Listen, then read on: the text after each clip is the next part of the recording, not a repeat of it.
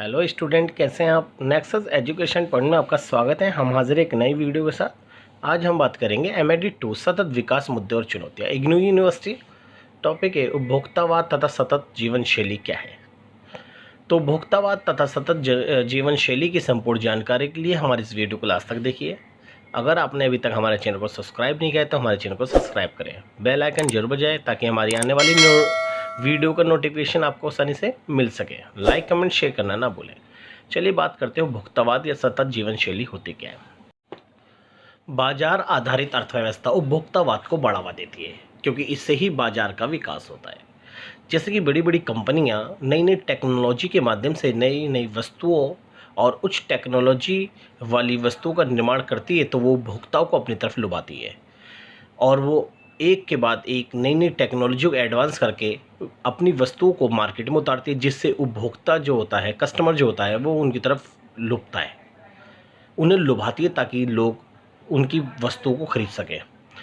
इससे ही बाजार का विकास होता है, किंतु इससे होने वाले पर्यावरण प्रभाव का ध्यान नहीं दिया जाता। बड़ी बड़ी कंपनियां बड़ी बड़ी फैक्ट्रियों को स्थापित करने के लिए वो पर्यावरण को इफ़ेक्ट करती है, जैसे कि प्रदूषण को बढ़ावा देती है, बड़े बड़े वनों को काटकर बड़ी बड़ी फैक्ट्रियाँ स्थापित करती हैं और बिल्कुल भी वो पर्यावरण को ध्यान में नहीं देती, पर्यावरण को ध्यान में नहीं रखती। उपभोक्तावाद की अगर गति ऐसी रही तो आने वाला आर्थिक भूमंडलीकरण पर्यावरण को और भी कमज़ोर कर देगा।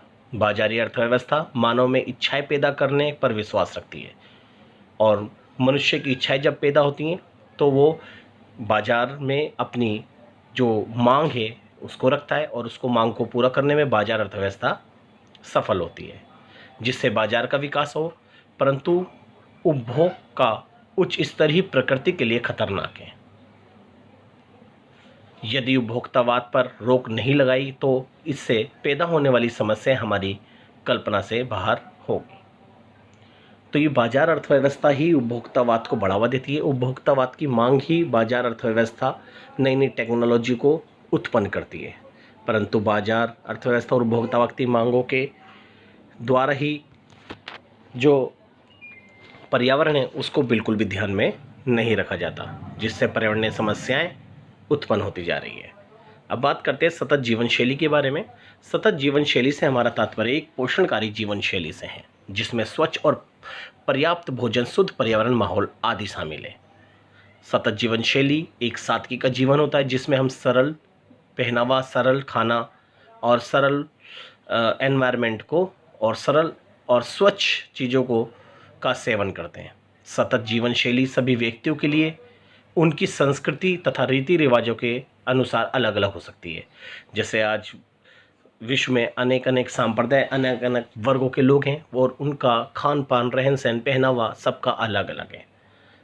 वास्तव में सतत जीवन शैली प्रत्येक वर्ग, समुदाय और सभी वर्गों के लोगों को सरल जीवन जीने के लिए प्रेरित करता है, किंतु इसके कुछ आधारभूत निर्देशों का सुझाव दिया जाता है जो निम्नलिखित हैं। तो हमें सतत जो जीवन शैली है उसे अपनाने के लिए हमें निम्नलिखित बातों को ध्यान में रखना चाहिए, जिसमें से पहला है सोच विचार पूर्वक खाना।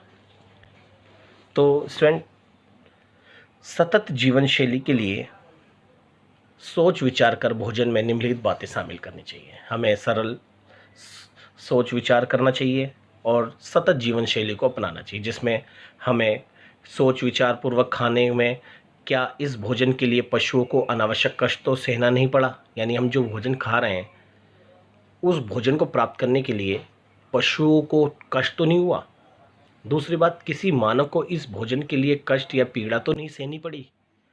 नेक्स्ट, भोजन कहाँ से आया, पास से या दूर से, या भोजन को किस प्रकार उत्पादित किया गया है, या इससे उत्पादन में कीटनाशक उर्वरकों का प्रयोग किया गया है या नहीं। तो हमें इन सभी बातों को मद्देनज़र रखते हुए हमें सोच विचार करके खाना खाना चाहिए। भोजन पर किए जाने वाले व्यय की प्राथमिकता को ध्यान में रखना भी आवश्यक है।